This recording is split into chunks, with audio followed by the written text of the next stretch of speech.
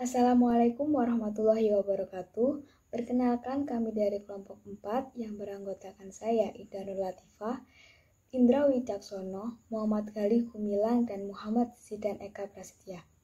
Di sini kami akan menjelaskan hasil diskusi kelompok kami tentang perkembangan kurikulum di Indonesia, yaitu kurikulum pada tahun 1984 dan 1994 atau 1999. Ya, langsung saja ke slide pertama. Kurikulum pendidikan seni di Indonesia pada tahun 1984. Kurikulum 1984 merupakan hasil penyempurnaan dari kurikulum 1975. Kurikulum 1984 mulai diberlakukan sesuai dengan keputusan Menteri Pendidikan dan Kebudayaan nomor 0461-U-1983 tentang perbaikan kurikulum. Kurikulum 1984 banyak dipengaruhi oleh aliran humanistik yang memandang anak didik sebagai individu yang dapat dan mau aktif mencari sendiri, menjelajah dan meneliti lingkungannya. Latar belakang dirubahnya kurikulum 1975 ke kurikulum 1984, yaitu antara lain 1. Terdapat beberapa unsur dalam GBHN 1983 yang belum tertampung ke dalam kurikulum pendidikan dasar dan menengah. 2. Terdapat ketidakserasian antara materi kurikulum berbagai bidang studi dengan kemampuan peserta didik. 3. Terdapat kesenjangan antara program kurikulum dan pelaksanaannya di sekolah. 4. Terlalu padatnya isi kurikulum yang harus diajarkan hampir di setiap jenjang. 5. Pelaksanaan Pendidikan Sejarah Perjuangan Bangsa atau PSBB sebagai bidang pendidikan yang berdiri sendiri mulai dari tingkat kanak-kanak sampai sekolah menengah tingkat atas termasuk pendidikan luar biasa. 6. Pengadaan program studi baru seperti di SMA untuk memenuhi kebutuhan perkembangan lapangan kerja. Struktur kurikulum 1984. Terdapat 16 mata pelajaran inti serta penambahan mata pelajaran pilihan sesuai dengan jurusan masing-masing. Jurusan SMA pada kurikulum 1984 dinyatakan dengan program A dan B. Kurikulum 1984 menggunakan model cara belajar siswa aktif atau CBSA atau Student Active Learning, yaitu SIL, di mana siswa diposisikan sebagai subjek belajar yang harus dilakukan kegiatan mengamati sesuatu, mengelompokkan, mendiskusikan, hingga melaporkan. Baik, saya Indra Wicaksono, saya akan melanjutkan presentasi. Struktur dan muatan kurikulum 1984. Dalam penyusunan kurikulum 1984, terdapat kebijakan-kebijakan yang harus diikuti. Adapun kebijakan tersebut adalah 1. Adanya perubahan dalam perangkat mata pelajaran inti. Kurikulum 1984 memiliki 16 mata pelajaran inti. 2. Penambahan mata pelajaran pilihan yang sesuai dengan jurusan masing-masing. 3. Perubahan program jurusan. Kalau semula pada kurikulum 1975 terdapat 3 jurusan di SMA, yaitu IPA, IPS, dan Bahasa, maka dalam kurikulum 1984, jurusan dinyatakan dalam program A dan B. Program A terdiri dari A1. Penekanan pada mata pelajaran fisika. A2. Penekanan pada mata pelajaran biologi. A3. Penekanan pada mata pelajaran ekonomi. A4. Penekanan pada mata pelajaran bahasa dan budaya. B. Penekanan keterampilan kejuruan. Tetapi mengingat program B memerlukan sarana sekolah yang cukup, maka program ini untuk sementara ditiadakan. Kurikulum 1984 menggunakan model cara belajar siswa aktif atau Student Active Learning, di mana siswa diposisikan sebagai subjek belajar dan harus melakukan kegiatan mengamati sesuatu, mengelompokkan, mendiskusikan, hingga melaporkan. Tipe organisasi kurikulum 1984. Kurikulum 1984 termasuk ke dalam integrated kurikulum, di mana pembelajaran sangat memperhatikan kebutuhan anak sesuai dengan perkembangannya yang holistik, dan melibatkan secara aktif dalam proses pembelajaran, baik fisik maupun emosionalnya. Untuk itu, aktivitas yang diberikan meliputi aktif mencari, menggali, dan menemukan konsep secara prinsip keilmuan yang holistik, bermakna, dan otentik, sehingga siswa dapat menerapkan perolehan belajar untuk memecahkan masalah-masalah yang nyata di dalam kehidupan sehari-hari. Dalam pendidikan seni, justru terjadi perubahan yang cukup besar. Peran pendidikan untuk menyiapkan tenaga terampil yang siap kerja ditiadakan, dan peran untuk pengembangan ilmu seni juga diperkecil. Demikian juga dengan alokasi waktunya di tingkat sekolah menengah atas, dikurangi hanya diberikan di kelas 1 dan 2 saja. Kurikulum 1975 disempurnakan lagi pada tahun 1984 dengan sebutan Kurikulum 1984. Penyempurnaan ini ditandai oleh penggantian istilah pendidikan kesenian menjadi pendidikan seni. Penyempurnaan kurikulum ini terutama ditujukan kepada kendala yang ditimbulkan oleh terlalu luasnya materi bahan ajar yang ditentukan dalam kurikulum 1975 dibandingkan dengan alokasi waktu yang disediakan. Isi bidang studi pendidikan seni itu merupakan penggabungan pelajaran menggambar dan seni suara ditambahkan subbidang studi lain, yaitu seni tari dan teater. Pembaruan kurikulum 1984 dengan digunakannya Undang-Undang Sistem Pendidikan Nasional sebagai dasar dari pembuatan kurikulum. Ciri-ciri kurikulum 1984. 1. Berorientasi kepada tujuan instruksional. Didasari oleh pandangan bahwa pemberian pengalaman belajar kepada siswa dalam waktu belajar yang sangat terbatas di sekolah harus benar-benar fungsional dan efektif. 2. Pendekatan pengajarannya berpusat pada anak didik melalui cara belajar siswa aktif, dengan harapan siswa memperoleh pengalaman belajar secara maksimal, baik dalam ranah kognitif, afektif, maupun psikomotor. 3. Materi pembelajaran dikemas dengan menggunakan pendekatan spiral. Semakin tinggi kelas dan jenjang sekolah, semakin dalam dan luas materi pelajaran yang diberikan. 4. Menanamkan pengertian terlebih dahulu sebelum diberikan latihan. 5. Materi disajikan berdasarkan tingkat kesiapan atau kematangan siswa. 7. Menggunakan pendekatan keterampilan proses atau memberi penekanan kepada proses pembentukan keterampilan, memperoleh pengetahuan, dan mengakumulasikan perolehannya. Kelebihan dan kekurangan kurikulum 1984. Kelebihan kurikulum 1984. 1. Materi dan metode yang dimuat secara rinci, sehingga guru dan siswa mudah untuk melaksanakannya. 2. Siswa lebih berani dalam memberikan pendapat. 3. Keterlibatan siswa dalam kegiatan belajar lebih tinggi dan ditujukan dalam peningkatan diri dalam melaksanakan tugas. 4. Siswa dapat belajar dari pengalaman langsung. 5. Interaksi siswa lebih tinggi baik antar siswa maupun sosial. 6. Meningkatkan kemampuan berdiskusi yang diperlukan dengan berpartisipasi secara aktif. Kelemahan kurikulum 1984.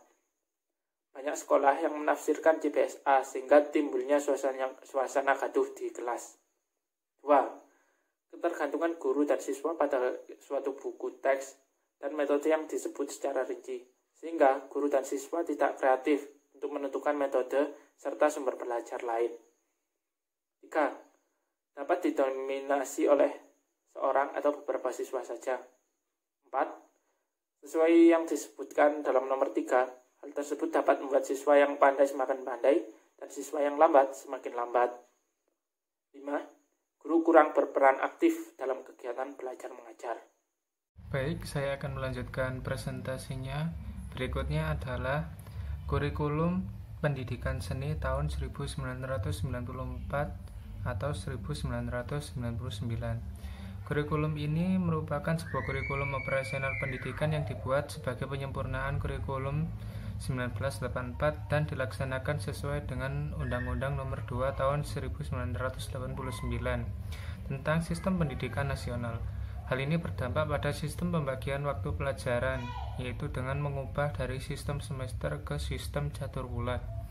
Dengan sistem caturwulan yang pembagiannya dalam setahun menjadi 3 tahap, diharap dapat memberi kesempatan siswa untuk dapat menerima materi pelajaran dengan cukup banyak. Slide berikutnya, latar belakang diberlakukannya kurikulum 1994, Yang pertama yaitu bahwa sesuai dengan Undang-Undang 1945 mengamanatkan upaya untuk mencerdaskan kehidupan bangsa serta pemerintah mengusahakan dan menyelenggarakan satu sistem pengajaran nasional yang diatur dengan UU. Yang kedua, bahwa untuk mewujudkan pembangunan nasional di bidang pendidikan diperlukan penyelenggaraan pendidikan nasional yang disesuaikan dengan perkembangan ilmu pengetahuan, teknologi, kesenian, perkembangan masyarakat, serta kebutuhan pembangunan. Yang ketiga yaitu dengan berlakunya Undang-Undang Republik Indonesia Nomor 2 Tahun 1989 tentang Sistem Pendidikan Nasional, maka kurikulum sekolah menengah umum perlu disesuaikan dengan peraturan tersebut. Strukturnya sendiri untuk kurikulum 1994-1999 yaitu pembagian tahapan pembelajaran di sekolah dikenal dengan istilah sistem catur bulan. Pembelajaran di sekolah lebih menekankan pada materi pelajaran yang cukup padat. Kurikulum 1994 juga bersifat populis, yang berarti memberlakukan sistem kurikulum untuk semua siswa di seluruh Indonesia.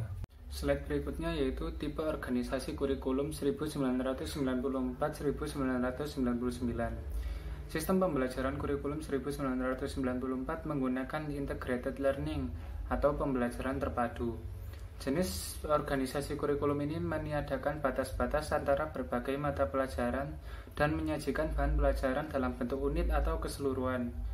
Semua mata pelajaran harus menyajikan mata pelajaran yang padu dan diharapkan bisa membawa siswa pada pengetahuan yang bulat terkait masalah tertentu. Integrasi kurikulum ini bisa dilakukan melalui pemusatan mata pelajaran pada satu masalah tertentu dengan alternatif pemecahan melalui berbagai disiplin ilmu atau mata pelajaran yang diperlukan, sehingga batas-batas antara mata pelajaran dapat ditiadakan. Sementara untuk alokasi waktu kurikulum 1994-1999 yaitu lamanya 1 jam pelajaran per minggu adalah sebagai berikut. 1. Untuk kelas 1 dan 2 SD, 1 jam pelajaran sama dengan 30 menit. 2. Untuk kelas 3, 4, 5, dan 6 SD, 1 jam pelajaran sama dengan 40 menit. 3. Untuk kelas 1, 2, dan 3 SMP, 1 jam pelajaran sama dengan 45 menit. Sedangkan jumlah jam pelajaran per minggu adalah sebagai berikut. 1. Untuk SD kelas 1 dan 2 masing-masing 30 jam pelajaran. 2. Untuk SD kelas 3 yaitu 39 jam pelajaran. 3. Untuk SD kelas 4 yaitu 40 jam pelajaran. 4. Untuk kelas 5 dan 6 masing-masing 40 jam pelajaran. 5. Untuk kelas 1, 2, dan 3 SLTP masing-masing 42 jam pelajaran. Dan untuk pelajaran kesenian, alokasi waktu minimalnya yaitu 2 jam untuk setiap jenjang di atas. Untuk lebih jelasnya bisa dilihat pada tabel berikut ini. Berikutnya yaitu suplemen kurikulum 1999.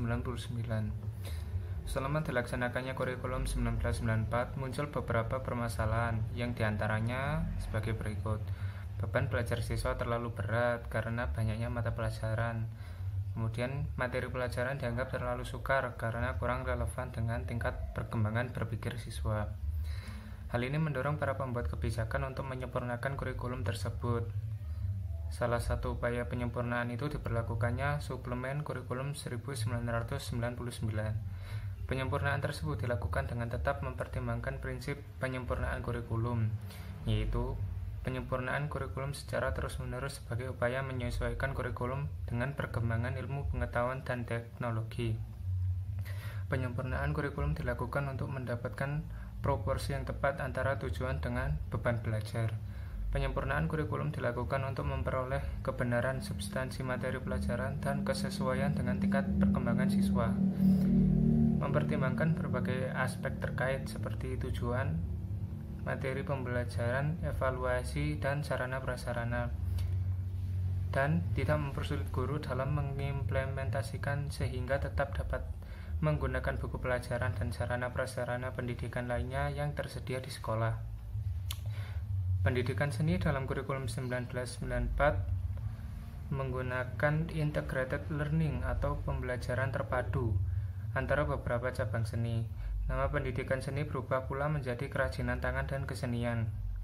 Pengajaran terpadu dalam kerajinan tangan dan kesenian ini bermuatan wawasan kedaerahan, sebab di dalamnya diharapkan para guru dan siswa mampu menggali seni kriya yang tumbuh di daerah sekitarnya.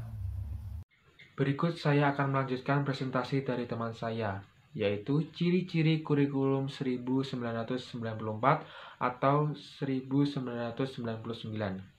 Yang pertama yaitu pembagian tahap pembelajaran di sekolah dalam sistem caturulan. Yang kedua, pembelajaran di sekolah lebih menekankan materi pembelajaran yang cukup padat.